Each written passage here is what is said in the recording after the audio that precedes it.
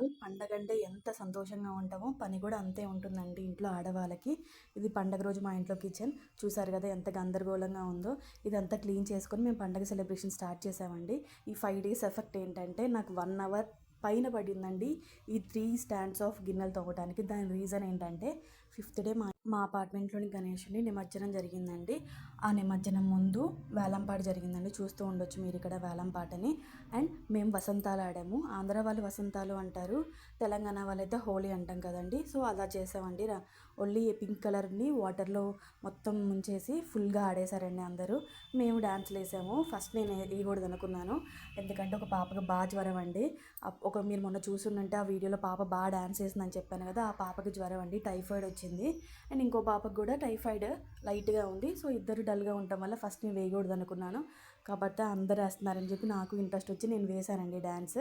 దాని ఎఫెక్ట్ ఏంటంటే యాక్చువల్గా లెగ్స్ పెయిన్ రావాలి, కానీ నాకు వచ్చేసి ఫుల్ హ్యాండ్స్ పెయిన్. ఈరోజంతా ఫుల్ డల్గా ఉన్నాను.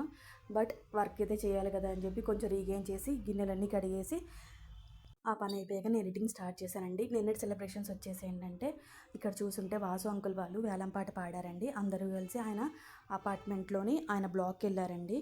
అలా వెళ్ళిన తర్వాత 5:30 కలా స్టార్ట్ చేశారండి నిమజ్జనం. అంటే ఫస్ట్ గణేషుని ఒక ఆటో పైన ఎక్కించారండి. సో ఆడవాళ్ళందరం వస్తానన్నామని చెప్పి మా వరకు సపరేట్గా టాటా ఏసీ మాట్లాడారండి. సో మేమందరం కూడా వెళ్ళాము. 22 కిలోమీటర్స్ దగ్గర ఏదో ఏరియా ఉందంటండి. ఆ ఏరియాలో మేము నిమజ్జనం చేసాం. ఆ వీడియోస్ కూడా నేను అప్లోడ్ చేస్తాను ఎడిట్ చేసిన తర్వాత. ఇంకొక స్పెషాలిటీ ఏంటంటే మా ఎదురింట్లో ఒక మా అమ్మ ఉంటుంది. ఆ మా అమ్మ పేరు మా అమ్మమ్మ పేరు ఒకటే అండి. సో ఆ మా అమ్మని చూసినప్పుడల్లా నాకు కొంచెం అదొక రకమైన ఎఫెక్షన్ వచ్చింది. నేను వెళ్ళటానికి యాక్చువల్లీ ఇంట్లో వాళ్ళు ఫస్ట్ ఒప్పుకోలేదు, తర్వాత నా కోసం అని ఒప్పుకున్నారు.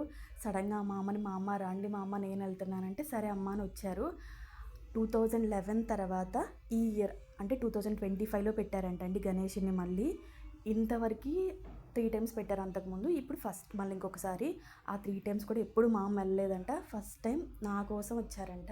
తనకు కూడా ఇంట్రెస్ట్గా ఉండేదంట చూడటానికి, బట్ ఎప్పుడు వెళ్ళలేదంట. ఇంకా నేను అడిగానని చెప్పి నా కోసమని వచ్చారంట. బాగా అనిపించిందని పొద్దున కూడా అన్నారు. అండ్ 3 టైమ్స్ అన్నదానం చేశారండి.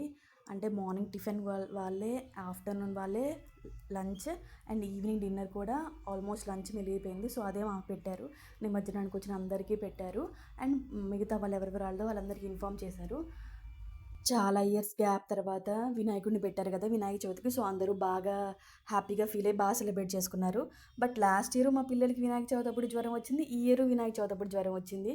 చవితి వల్ల బాగా వర్షాలు పడతాయి కదా, సో అందుకే జ్వరాలు వస్తాయంటండి. సో జాగ్రత్తగా ఉండాలి. That's it for today. Thanks for watching. Ganapati Bappa Morya.